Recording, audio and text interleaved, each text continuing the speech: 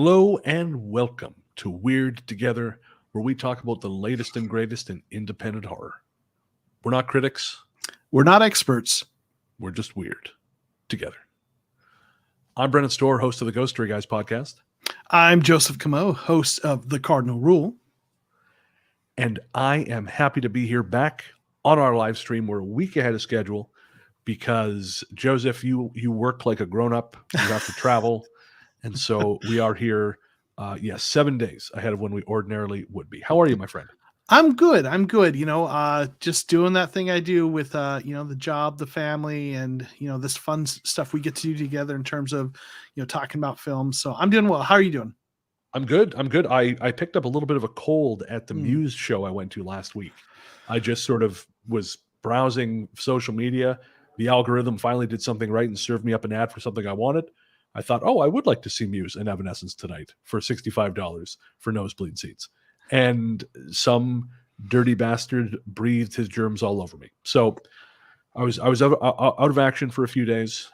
We also had Brandon Scheck-Snyder on the Ghost Story Guys podcast, which, as I mentioned, that's my main show. That's my day job, actually. And we had a little bit of a mix-up with the timing. My fault.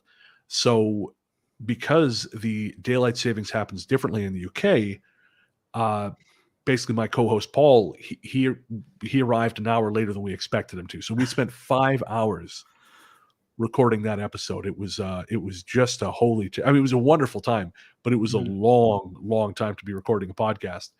And at the end of it all, I just collapsed. And then just as I was about to fall asleep, I thought, I think I'm getting sick. And sure enough, I was. But I'm better. I'm excited to be here with you.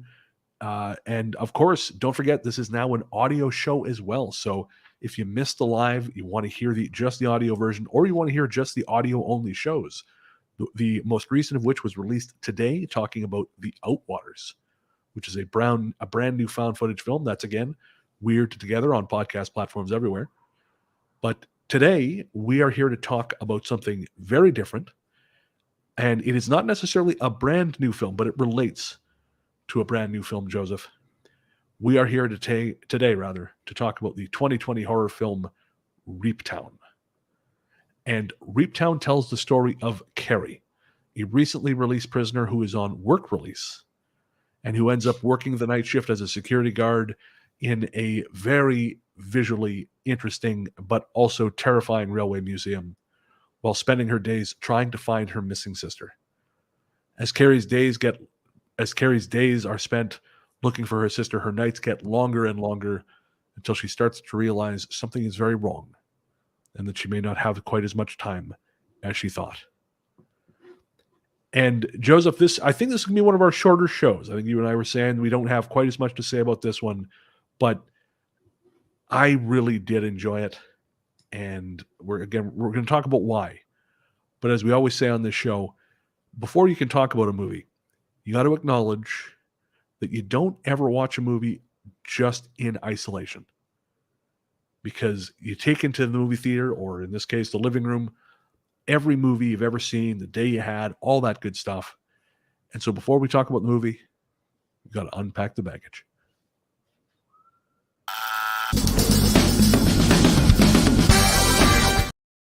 I'm so used to just saying that, I forgot. No, I got to hit the button. I'm the one who does that.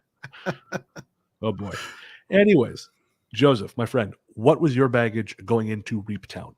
Yeah, I didn't really have much. I didn't have any familiarity with the work of this filmmaker.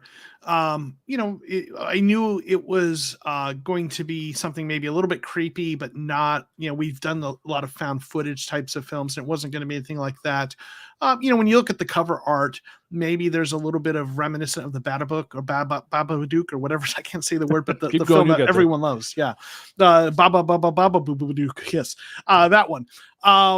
So, you wonder if it's going to be anything like that, but really didn't have a lot of baggage going to other than that. Okay, so for me, a little bit different. For me, the reason we're doing Reaptown is because the director, Dutch Marriage, I believe I'm getting his last name right. He is someone whose work I've been following since last year when not his first film, but when the film Horror in the High Desert was released. I think I rented it as a random pick on Google Play, which I will sometimes do. Sometimes that's how I find movies for this show. I will just look at what's new and kind of let the vibes guide me. And sometimes that doesn't work, as with the monster movie I was telling you about off air. But sometimes it does. And with Horror in the High Desert, it very much worked. It was kind of a little sleeper hit. It was a really, really good found footage film. And I saw about a week and a half ago that the sequel was out, Horror in the High Desert 2 Minerva. So I rented it, and I thought, well, this would be perfect for the show because I can make you watch Horror in the High Desert. I'll have someone to talk about it with, and we can watch the sequel. But watching it, one of two things occurred to me. One, we had just done 2 found footage films. We did Mean Spirited and The Outwaters, and I guess technically Skinamarink, if you want to be particular. And also, because there was a period where Minerva was not available in Canada, I had to rent it through a VPN and this Bobo credit card I use with an American address. It's a process. I have to really want to watch something to do this, and I really wanted to watch this. So I rented it through a VPN, which meant I had to watch it through a VPN, which meant the quality was for shit. And consequently, it was really tough to engage with it. So it's now available in Canada. I've rented it again. I want to take another run at it because, again, I like the first one so much. So we're not talking about Minerva today, but I do encourage you to check that one out. Again, that's Horror in the High Desert 2 Minerva. It's available on Google Play, I believe Apple or iTunes as well. And as always, we encourage you to pay money to watch these films because that's how independent filmmakers keep going. But yeah, so that was my baggage. Was I went into Reaptown knowing nothing about it other than, I'm going to watch another film by Dutch Marriage because, again, I enjoyed Horror in the High Desert. And there was stuff that I liked about Minerva, but again, because of the streaming stuff, I couldn't engage with it. So I thought, all right, let's give this a shot. So I would say that was more or less my baggage going in. Nice. Real quick, want to say hey to Rin, who's here hanging out with us. Got the comment in the chat a week early. I'm glad to see the post. Good evening, dear sirs. We appreciate you being one of the folks who's with us every week. Rin, definitely appreciate you. Oh yeah. Rin's by this point is an old friend of mine, and I've told her before. It's always nice seeing her show up. Rin is it's always nice. It's nice having a friend like Rin in your corner. For sure. So, all right, my friend. We're going to talk about Reaptown. There's only one way we can do that. One place where men can be men and movies can be dissected, and that is the Toctagon. Welcome to the Toctagon. 2 men enter, 2 men leave. All right, Joseph. This, I believe, I'm going to take a wild stab in the dark here, which is where I am. I don't know why it looks so fucking dark in here.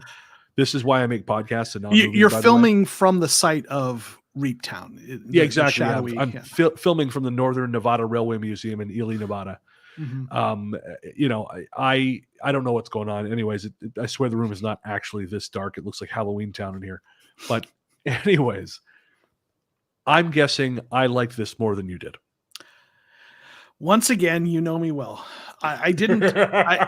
There were things I liked about it, and I always, one of the things I talk about is I want to calibrate expectations in a way that's fair because this is an independent filmmaker who doesn't have a huge budget and has certain constraints based on that. So I always look for what is the film doing well, and there were some things that it did well, but I think you did like it better than I did. Real quick, Jonathan R saying, "Hey guys, I've missed a few of these. Well, we're glad you're here tonight. So thank you for hanging out with us." Hey, Jonathan. And if you want to catch up, again, we're an audio show now too, and all the live streams are cleaned up and put into audio version on our RSS feed. So you can find that in the show notes. Maybe not at the moment, but you can find it if you go to weirdtogetherpod.com, and you'll find links to everything there. Yeah. So, but yes, I think you liked it more than I did. But there were some things that I liked about the film, though. All right. Well, let's start with the reservations. Hit me with your best shot. Oh, so you want the we're gonna go with the stuff that I didn't like as much. So I did, I think they relied a little too much on the site. I mean, the Nevada Northern Railway Museum where they shot was an outstanding site, had a lot of really neat, freaky, creepy spaces to work with. It was really great for some of the panoramic shots. And it was a great location. I felt like there were points in the film where they leaned too much on let's make the camera go around the the creepy shadowy garage or whatever the space you want to call it, and just let the creepy shadow scare us. And it's just something about that didn't work, at least not with as much as they did it. Maybe if it hadn't, maybe it was just there was too much of it. Maybe if they used it a little more judiciously. So that didn't really work for me. I think some of the creature, the blood shifter, the points at which they introduced it just didn't have the impact I would have liked. They introduced it very early. Might have been better to hold off on that. There were points where it just didn't quite work the way as well as it could have for me. Okay, sure. Interesting. Yeah, I know what you mean. Again, I love the location. I thought it was brilliant. I thought it was brilliantly lit. The film, it reminded me of, and it's gone right out of my head, but some of the third person shots, which were just kind of behind her and above her shoulder, really reminded me of a video game. Okay. It was kind of lit in that way. And even some of the first person stuff was a little bit like that. And in the beginning, it was really effective. And it reminded me also a little bit of Gonjiam Haunted Asylum. Okay. You remember watching that one? Is that the one you recommended, the Korean film? Yes. Yeah. It reminded me of that because there was a couple points where there were pans where you would it was slow pans where you think, okay, when they pan back, there's going to be something. And you start steeling yourself for that jump, and then it doesn't come. And that's almost worse. Yeah. Because now you don't know when it's coming. And I really like that. But yeah, as the film went on, I felt like it was a bit too much, and it almost felt a bit like vamping. Yeah. It felt a little bit like vamping, like a little bit like shit, we got this, just let's fill a couple more minutes, because as we'll talk about in a bit, there was a subplot that I felt didn't really add much to the film, the reporter subplot. There was a reporter played by the actress Pixie Indigo, who is doing a report or an expose, or trying to do an expose on this crooked prison release program. And that also, and we'll talk about that a little bit more too, because there is some really interesting thematic stuff there. But that also, I felt like, kind of didn't work and only really served to pad out the runtime. And so some of the shots you're referring to, the too many, I kind of think that may have been part of the issue. I could be wrong. Yeah. I want to use it as a segue into one of the things that I liked, but I think they could have done leveraged better. Okay. I liked the lore, right? The blood shifter and the person, let's see, his name was Warren Vern, right? The person that was supposed to have been this blood shifter, and all the lore about that was interesting. I think it was, kind of unique. And I think the premise or the setup of this town that essentially has this dark secret, and they use these kind of work release programs to essentially appease the blood shifter and keep it at bay, right? It's almost like a sacrifice. And there was that whole setup was really interesting, and there was a lot of potential there, right? So I liked the lore and this premise. But where that leads to another, I get, critique is I wish they could have done that, leaned into that more. Like the way it felt like was, you have this entity, and he's introduced early, and you see what's going on, and there's a few mysterious phone calls, but then all the details get kind of dropped in sort of an expedition dump, via tape recorder, right? I would have loved to have seen some shots in the community where where maybe the reporter is there, right? And Lauren was the character's name, I believe. Lauren is on site, and she's having conversations with people there to try to kind of figure out what's going on, and they're evasive, and they're like, don't stick your nose and whatever. And I would have liked to have seen more things that laid that out a little more gradually, and that could have, I think that could have made for a really neat film if there was more of those pieces. That if you've ever seen the film Hot Fuzz, it's a little more Oh, of a sure, comedy, right? But there's this town, and all of a sudden there's these little things, and you're like, oh, and there's a lot of films that use that idea, right? Where there's a dark secret in this small town that everyone in the town knows, but the outsider is there and gets weird looks. And I know they had a small cast and a small budget. I understand that'd be difficult, but it would have really been I would have loved to have seen that version of this film. Right. Yeah. I definitely think that's a fault of the film, is that the plot needs to be fleshed out more. In terms of that may have been a scale issue. Yeah. Because again, the director's film, The Dark Hand, I think was budgeted around 150 grand. And if I had to guess, this is probably not that far off. Yeah. So that's nothing. So I can imagine that getting additional cast may have been a challenge. But you're right. I think more time could have been spent building out the idea. I mean, I will say Marich is good at world building. That's something I'm really seeing in Minerva, and that's something that I saw in The Dark Hand. The strongest part about The Dark Hand, which, I mean, we're not here to break that one down, but it is the world he builds. And I think, in a sort of a fun coincidence, similar to The Outwaters, I think Marich, just like Robbie Banfitch, is familiar with a lot of stuff. He's kind of our people in that, he has these interests in paranormal topics. He's talking about building out the Horror in the High Desert series into kind of its own little, the horror in the High Desert verse. And he's talking about, shadow people and things like this. So I think he's got a good head for lore. Nice. It's just that execution. But again, that may be hamstrung by the budget. Because I mean, Hot Fuzz was shot for £8 million in 2006, right? So I mean, which is actually not a huge budget as films go, but it's a lot more than this film had to work with, no doubt. Oh yeah. So, but again, I think you're onto something there. But in terms of the lore and of the idea of the sacrifice, I think that's one of the film's strongest elements, aside from the cinematography. Which actually, I just want to address that really quick. It's just how fucking good it looks. For a film that cost that little. Yeah. It looks great. And there was actually a drone shot that I just adored. I'm a big Letterboxd nerd. I don't really review movies on there. I do it for my own weird list loving reasons. But one of the things, if something really strikes me about a movie, I'll specifically mention it. And in this, there are a couple drone shots that follow Carrie as she's patrolling the train, the rail yard, and the only lighting is her flashlight, and it looks spectacular. I've never seen drone photography done that way at night in a movie before, and it's simple, but for its simplicity, it's just really cool. I mean, again, maybe I shouldn't be thinking, oh, that shot is cool. Maybe I should just be in the moment, but it was cool, and I feel it's worth mentioning. And again, the use of shadow is exceptional.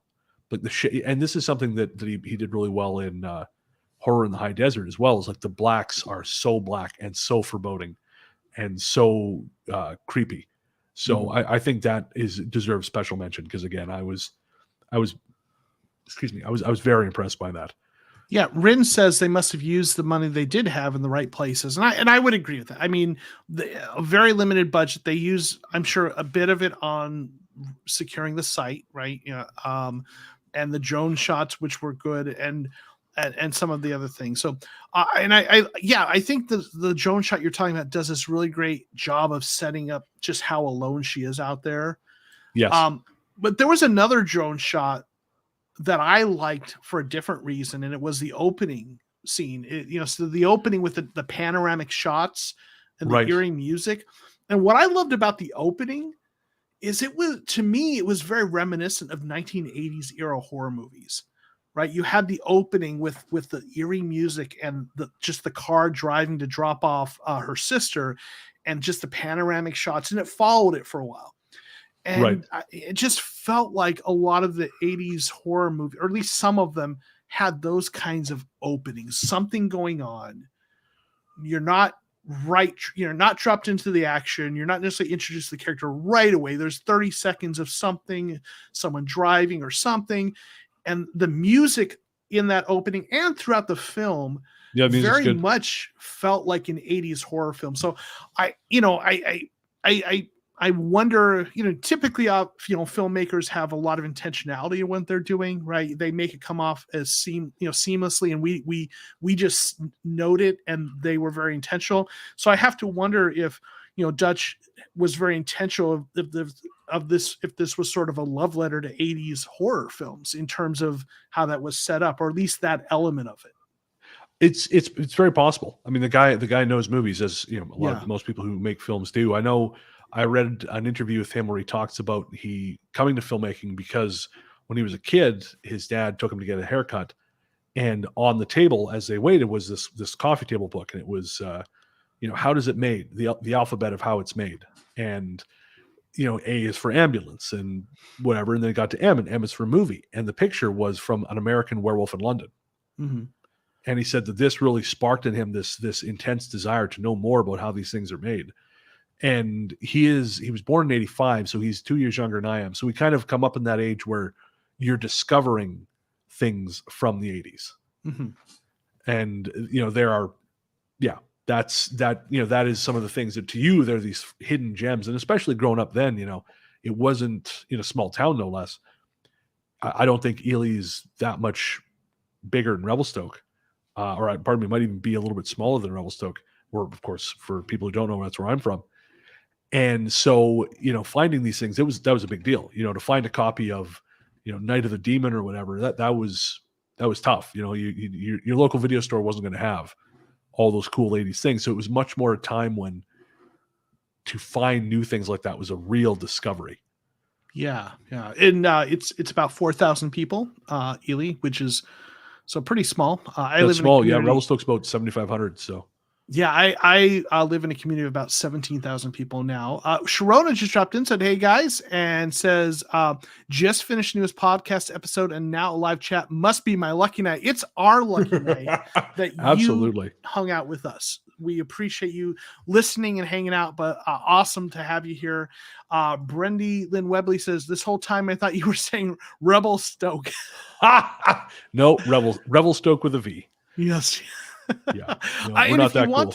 If you want to learn more about Revelstoke, a Strange Little Place revised edition is now available, right, Bren? It's true.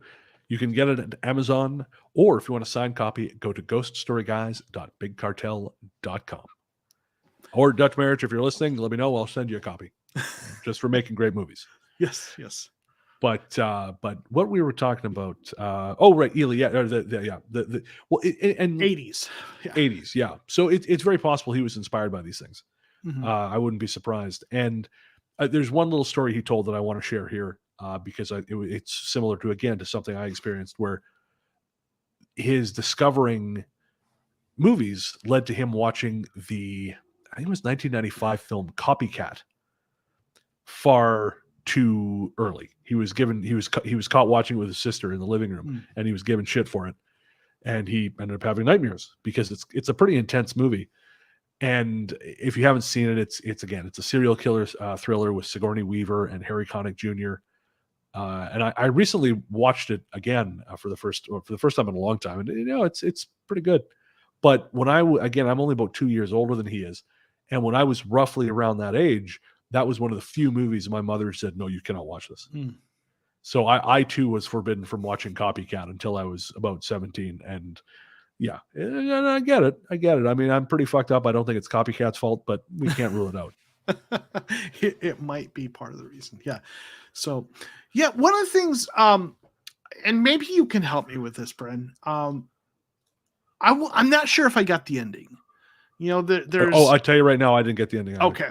Well, then let me share with you my best interpretation. Okay. And I don't know if I'm right. Okay. Obviously, Carrie is being attacked by the blood shifter, right? Yep. Warren Vern. And then we cut to Lauren, is on the phone. And so like but then we also have a new victim being dropped off with a note for parole. We get that. This is the next victim. It's continuing. But the part is like, okay, Lauren's on the phone with Carrie and she's like, you're coming to Las Vegas. Okay. Let me know when you're here. I will help you. I'm going to help you. I'm like, how are you going to help her? And did she survive the attack? And we see Carrie then kind of, hitchhiking with a little bit of maybe blood on her face. So my interpretation is, from what I read, that the blood shifter is supposed to be like a vampire, but not exactly a vampire. So maybe she is now a blood shifter who's going to go, and Lauren, the reporter, is going to be her victim when she gets to Las Vegas, and it's spreading. It's like it is now leaving the town via Carrie. And I'm not even all that confident in that interpretation, but like, but Carrie seemed to survive, or at least some husk of her being that is maybe now also a blood shifter. If my interpretation's right, that's the best I got. And I'm not all that confident in it. No, again, you did better than I did. I mean, that was sort of my, that was kind of my takeaway, was that she is now one of these things, or is carrying it with her. I mean, I think this is a good time to talk about some of the larger themes, because we might be able to make a connection there. Mm-hmm. And of course, this whole thing is a work release program. Right. She is a prisoner. Her and her sister were in dire economic straits, so they sold some drugs, and they got caught. And at one point she says, we don't even do drugs, and now we have drug trafficking on our record.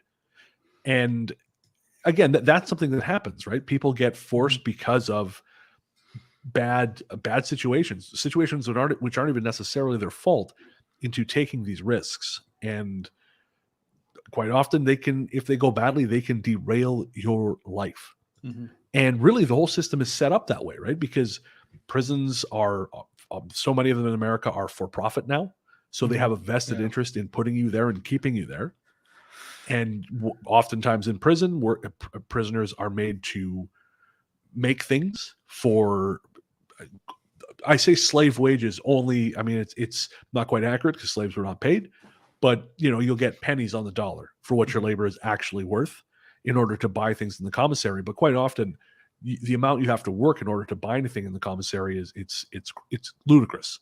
It's not even third world wage. It's just insane, because North America and sort of the capitalist system cannot survive without slave labor. But that's another conversation, which I'm probably not totally equipped. But anyways, so she is forced into the situation. Her and her sister both are sent to prison, and her sister gets out a little bit ahead of her on this work release program, disappears, and then Carrie's released on the same thing. And I think it's sort of notable that it is women who are being sentenced to this. And sure, you could just say that's for the sake of the plot, because it's a woman in danger. People seem to respond to that more. And certainly, watching, Carrie's a hell of a lot prettier on screen than, say, me. But more, I think, too, it's women are so often sacrificed in our society. Because these women are literal sacrifices to the blood shifter. And quite often in the world, women are expected to do this invisible labor, which these women are doing as night shift guards, and to sacrifice, and sometimes quite literally, especially in the modern era in America, where so many reproductive rights are being repealed.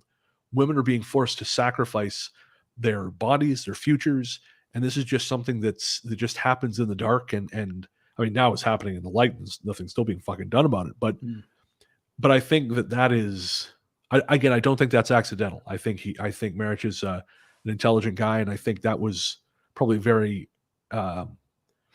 intentional choice, which makes me think that her getting away, maybe if we can interpret that as, the trauma, you eventually take that with you. Like maybe the system doesn't break everyone, but it damages them all the same.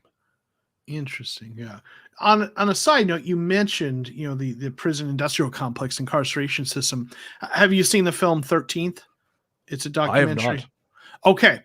This is a little bit of an aside, but I teach sociology, and one of the areas I teach about is things having to do with race, ethnicity, inequality, and things like this. And there's a documentary called 13th that was put out a while back. It's been out for a number of years.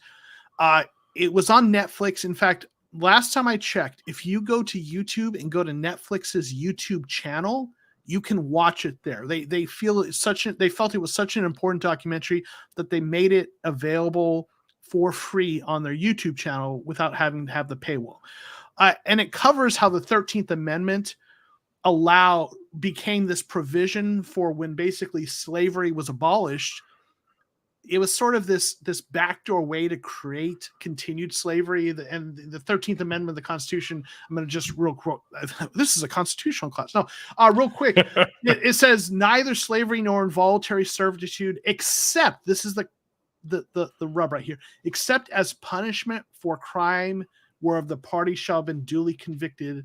So anyway, it basically created this, slavery is not allowed unless it's a punishment for a duly convicted crime. Sure. So obviously you talked about the new form of slave labor and the prison industrial complex. And when that was created, that amendment, it was very much one of those intentional or sort of, okay, slavery's been abolished. Well, we'll just make up, bullshit convictions and crimes. And, that was really for a lot of people the intent.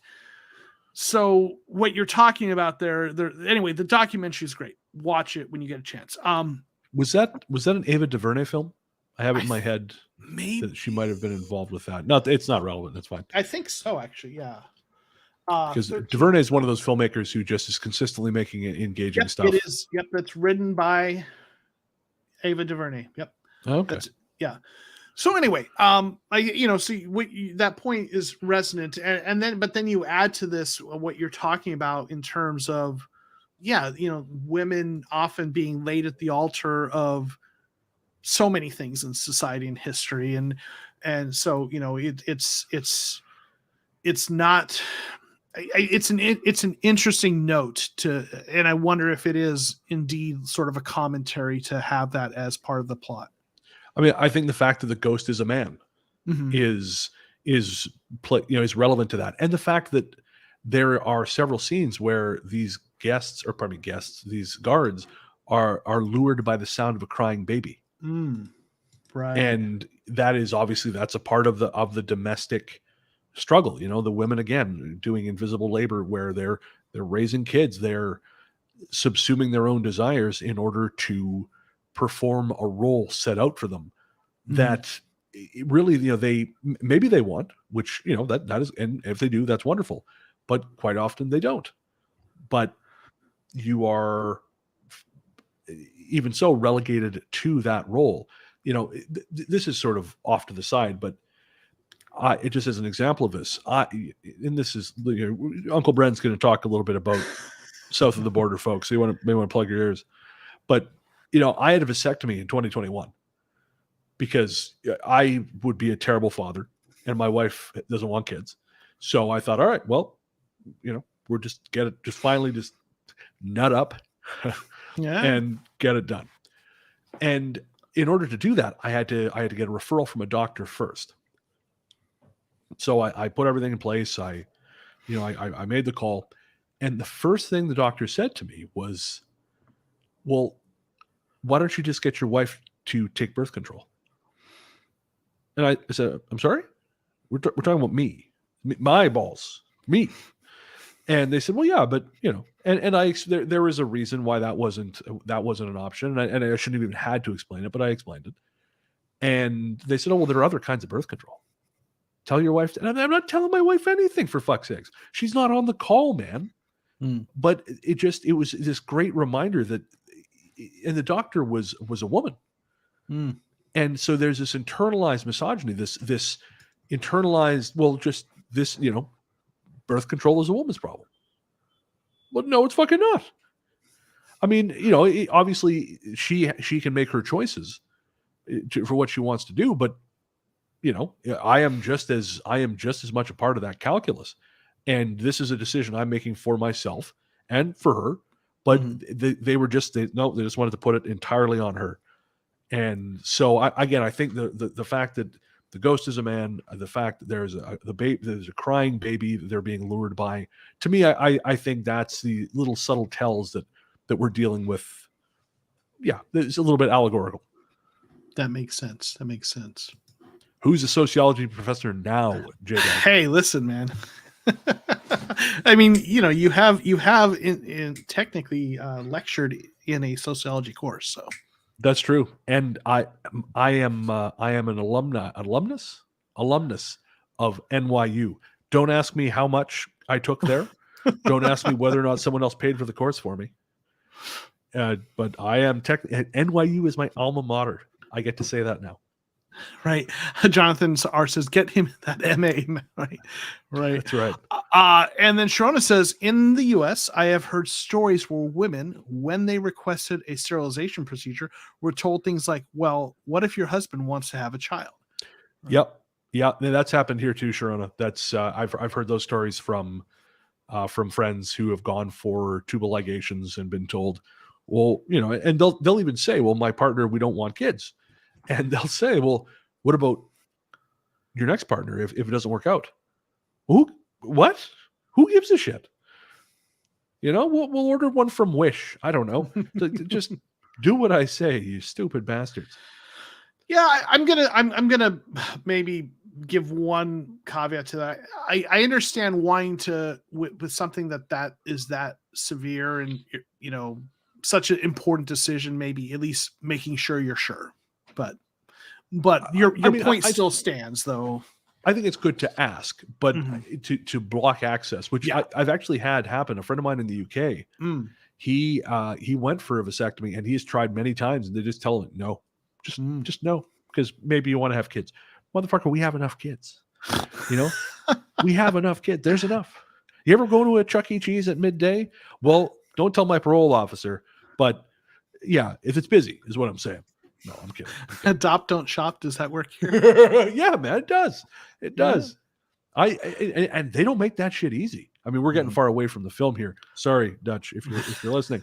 But I have some friends who they want to adopt, and they asked me to be one of the references. So I had to fill out a bunch of paperwork for them, and it's substantial. They don't fuck around. My wife used to work for an adoption agency. She's a therapist, so doing some just working with the adoptive parents and children in certain capacities. So I've heard a little. There's a lot to it. There's a lot of hoops. There are hoops both from the agency and then the government agencies that are involved, and then if you're adopting internationally, which is where my wife did a lot of her work with international adoptions, then the governments. The host governments from where the child is from. Right, of course. It's a lot of red tape, and there's some interesting problematic things that I'll share with you off air sometime. Sure, yeah. Well, and I think this would be even tougher if my friends lived in the States, because they're a same-sex couple. And I know that's becoming a much more fraught situation down there. Yeah. Among many other things, as you guys slide further and further back into the dark ages. Boy, I'm glad I live a 2-hour drive from your border. That's not going to go bad. Oh man, yeah. So, yeah. But there we go. Oh, Jonathan saying, well, they want to make sure the children will be taken care of in the end. Yeah, and there's obviously there's good reason to make sure and be. Thorough, yeah. I believe me. I don't mind at all filling out all that paperwork. Again, it's important because these kids are already coming from a circumstance that is not great. We don't want to put them somewhere where they're not going to be safe. Yeah. And Sharon says, I'm a huge supporter of adoption. I was adopted, and knowing what I know about my birth mother, she was a friend of my parents. It's the best thing that could have happened to me. Yeah. And absolutely. And my father was adopted. My maternal grandfather was adopted. Absolutely. You got it's all about taking the best possible care of the kids. Absolutely. So. And we've moved a little bit away from the film here, Joseph. We were talking about Reaptown. I mean, I think we've covered the stuff that we wanted to nail down. It was really the themes of women kind of doing all this invisible labor and being sacrificed to men and babies was sort of the biggest takeaway from it. But I just want to say again how much I enjoyed the cinematography. and to encourage our listeners to watch Horror in the High Desert and Horror in the High Desert 2 Minerva. Because again, I think if you like this kind of micro budget indie stuff, it is these are sterling examples of it. Yeah. But did you have any other thoughts? I just want to say, if the director happens to ever catch this, please know, huge amount of respect for anyone who puts in this effort. There were some really nice things that you did. So whatever critiques I might levy, please know that they come also from a place of respect and appreciation for what I'm sure went into making this film. Yes. All right. I times that by 2. Yes. All right. So that is everything we have to say about Reaptown. And of course, like I mentioned, this one is streaming for free on Tubi. Tubi is available in Canada, the US. I was listening to an interview with Merritt earlier. He was saying it's also in, I think, New Zealand and Australia. If you're not one of those places, I'm pretty sure you can rent it. I think in the UK it might be available on Sky TV. I'm not 100% on that, but frankly, just use a VPN and watch it on Tubi. Yeah. They'll make money from ad revenue, and you're still watching it legally. And we always say on this show, please do not pirate independent films. Independent films are made on razor thin margins by people who have sometimes more passion than rent money. And so respect that effort, respect the work. It's only if you can't get it on Tubi, if you got to rent it, it's only like $4 or $5. It is worth your money and your time to support these things, because if we don't pay for independent film, folks, there won't be more of it. And so that we always like to remind people of that on this show. If you're going to pirate shit, which we don't recommend you do, but if you do it to a Marvel movie. They can afford it, but don't do it to independent film. So again, you can find Reaptown streaming for free on Tubi, and we encourage you to check it out. And I'm told by my friend Joseph that he has something for a little segment we like to call The Boost.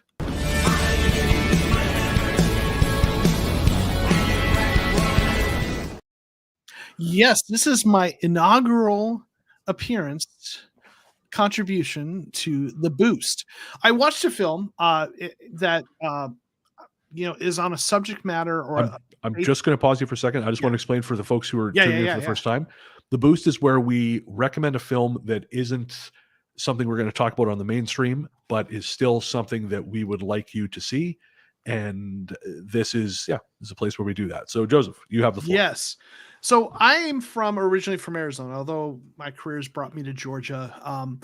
So I'm from the U.S. Southwest, and when I was a teenager, I had heard of the lore of the Llorona, right? It's very much in Latino cultures, the weeping woman, and there's the original kind of story of it, but like many kind of folklores, it evolves, and it's had many iterations. But I've always been fascinated because it was just something I was familiar with. And there was a film I watched. It's the 2019 film called La Llorona, not to be confused with The Curse of La Llorona. No, do not watch that one. No, not that one. It's a Guatemalan film, directed by Jairo Bustamante.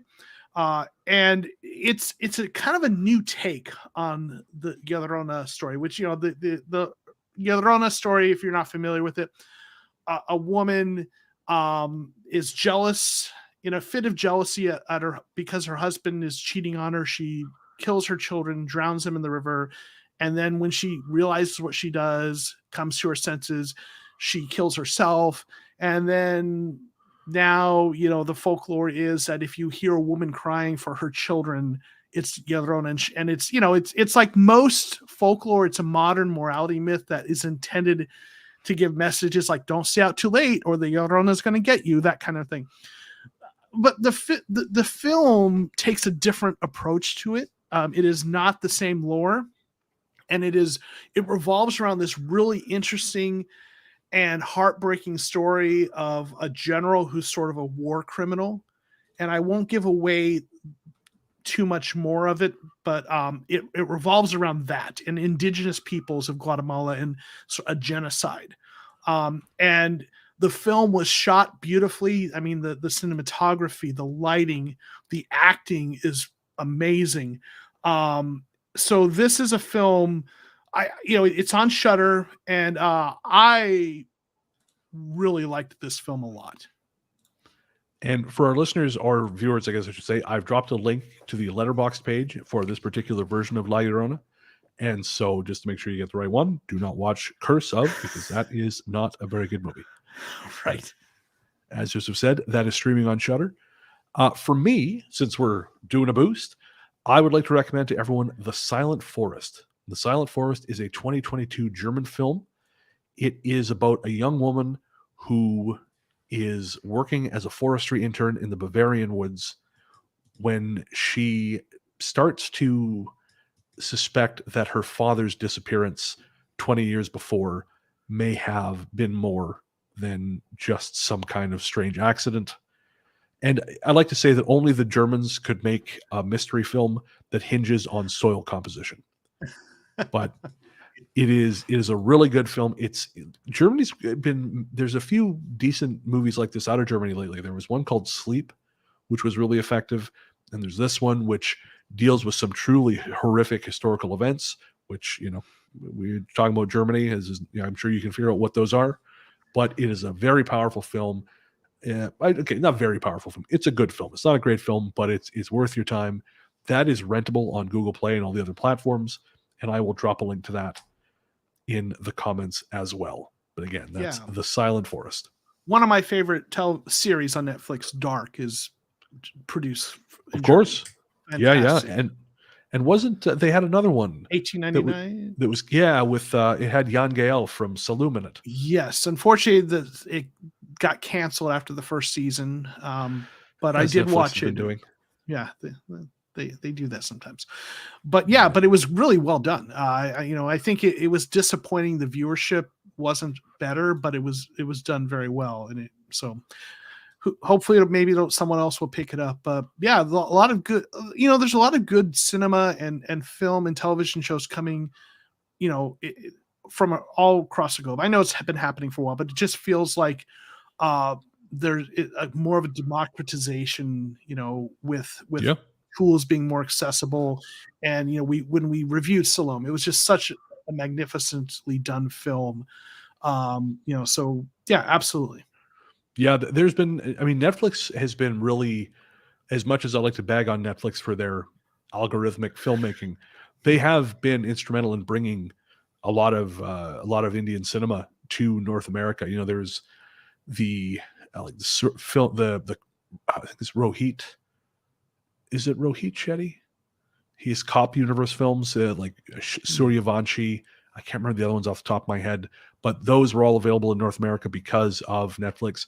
Triple R, which has become a massive worldwide success and is a ton of fun, that really is in the public consciousness again because of Netflix.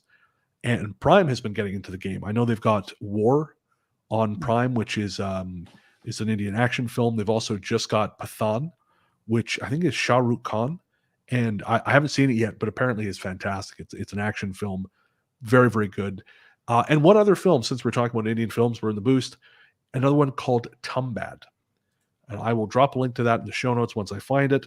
It is an epic Indian horror, historical horror film released in 2018. I loved it. And I'm going to drop that again in the comments for our viewers. Listeners, if you're listening to the audio version of this, I try to put links to all the movies we talked about in the show notes. So just check that and you will find it there. But again, that was Tumbad, a really great historical horror film from India. All right, Joseph, I guess that's going to do it. Yes. All right. So all the music on this show was created by The Revenants. The Revenants are a project of Elliot Wilder.